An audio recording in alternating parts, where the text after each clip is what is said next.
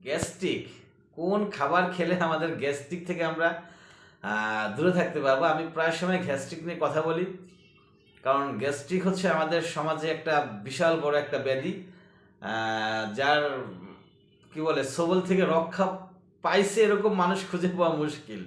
সবাই তার সবলের আক্রান্ত হয়ে আছে। তা আসুন সরাসরি শুরু করে দিই। খালি পেটে সকালবেলা নাম্বার ওয়ান, এক নাম্বার, সকালবেলা খালি পেটে গরম পানি, এটা পেটটাকে আপনার পরিষ্কার করবে। খালি পেটে একবারে, আবার অতিরিক্ত গরম না, কুসুম গরম পানি। সকালবেলা খালি পেটে কুসুম কুসুম গরম পানি খাওয়ার চেষ্টা করব, ইনশাআল্লাহ তাহলে আমাদের পেট পরিষ্কার হবে। কালো জিরা, মধু মিশিয়ে খেলে হজম শক্তি বৃদ্ধি পায়, অম্লতা কমায়। কালো জিরা এবং মধু, কালো জিরা সর্বরোগের ওষুধ। নবী মোহাম্মদ মুস্তাফা সাল্লাল্লাহু আলাইহি ওয়াসাল্লাম বলেছেন, মৃত্যু ছাড়া সকল রোগ থেকে আপনাকে রক্ষা করবে কালো জিরা।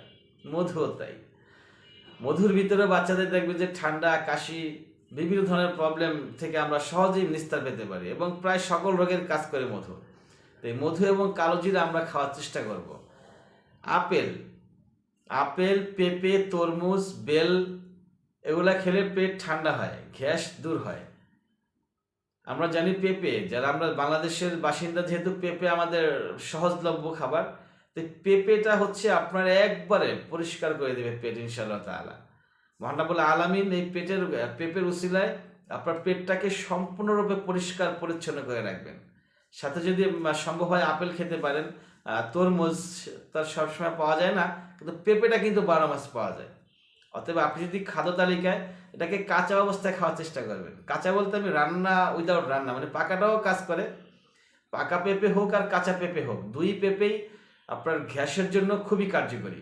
তবে আমরা যেহেতু বর্তমান সমাজে আমরা পেঁপেটাকে সবজি হিসাবে খাই, তবে সবজি থেকে যদি আপনি গ্যাস প্রবলেমের জন্য খেতে চান, তাহলে কাঁচা অবস্থায় খাওয়ার, উইদাউট রান্না আর কি, রান্না ছাড়া খাওয়ার চেষ্টা করবেন, তাহলে এটা ভালো কাজ করবে।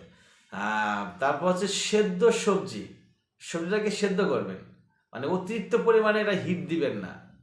হিটের পরিমাণ কম জাল দিবেন, শুধু সেদ্ধ করে নেবেন। মানে এখানে হচ্ছে তেল, মশলা, হলুদ, মরিচ এগুলা ইউজ না করবেন, অনলি সেদ্ধ। সেদ্ধ সবজি যেমন লাউ, করল্লা, শসা, ঝিঙে, এগুলা আপনার স্বাস্থ্যের জন্য খুবই উপকারী, পেটের জন্য খুবই উপকারী।